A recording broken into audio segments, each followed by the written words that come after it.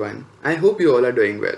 So today in this video I will be talking about one of the many applications of deep learning that really fascinates me, and also I will be talking about one of the problems that I feel according to me deep learning is not yet able to cope up with. So let's begin. Firstly, I would talk about how deep learning has impacted our future and present too. Our world is changing in many ways, and one of the things which is going to have a huge impact on our future is artificial intelligence and machine learning along with deep learning. There was an industrial there has always already happened an industrial revolution in the 90s, which has increased our mechanical power by a huge amount.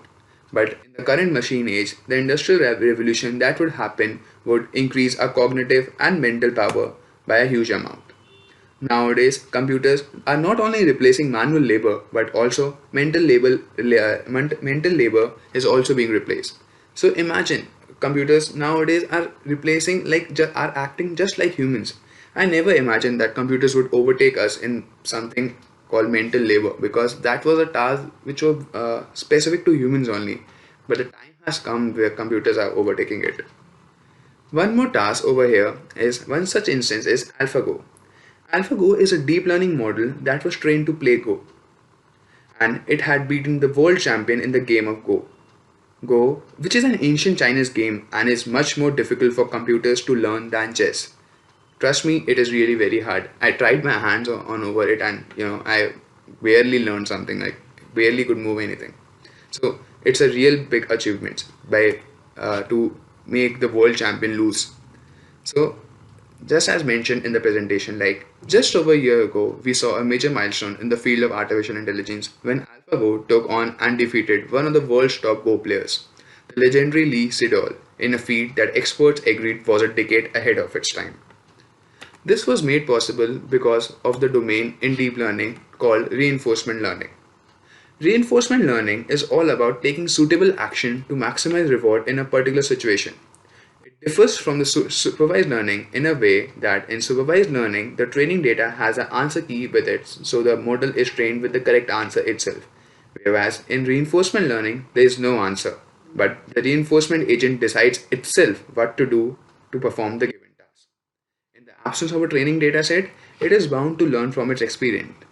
Isn't it cool? Like now you no longer have to provide even a training data set. You just implement the model with some inputs, and then the model would learn everything from its own, on its own, learning from its experience.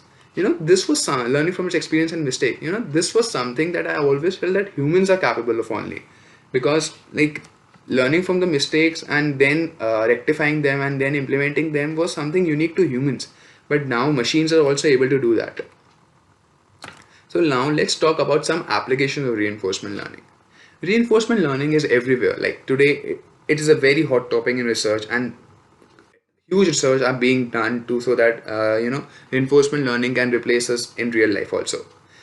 Currently, reinforcement learning has taken its hands on self-driving cars, natural language processing, healthcare, because in all of its domain, like a reinforcement agent needs to learn from its experiences, make mistakes, and learn from its experiences and past work. I want to show you one of the applications of reinforcement learning that was shot. Have a look at this video. This is a video of a self-driving car. A model that is being implemented in this car basically learns how to drive. Here, the driver intervenes whenever the model is making some mistake. So in this way, the model knows, like this is the instant it had made mistake. It scans the area, it rectifies it, and tries not to make that mistake again. So cool, right? Like more now the era has come that they would no longer need of a driver, and you can just roam around asking the machine. In movies and hi-fi movies, like go there and turn right, and like, or there's no need to even say that machines can learn that on its own now. Okay, so now let's talk about one of the problem I feel that deep learning is facing with. Deep learning is data hungry. Okay, this might sound weird to you, because in current scenario, data scarcity is a very rare problem. But I believe, like in certain areas like computer vision, for example, the self-driving car, like that I showed you, it's good to show those in show to have a look of them in the videos, but in real life, there could still be such a corner case which the machine have not trained for, or even if the input data is not given, it may not even have experienced it. So that would be completely a new case for that machine, and the machine would learn from it. And imagining something like something that could even injure a human, like it can even prove to be fatal, because it is being implemented in real life, and in real life many scenarios are possible which the machine have not yet trained for and have faced that the first time. So there are some corner cases which I think that deep learning can't really have hands on, and various other progressments need to be made. And one other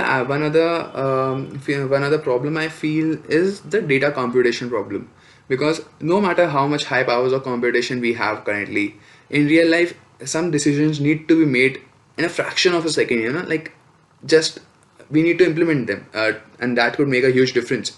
Taking the case of autonomous driving also, something could happen, and something on computer needs to process the deep learning model needs to process that, and then it has to react. But unlike we humans, we there's something called reflex actions. We can make it all of a sudden, and things could change.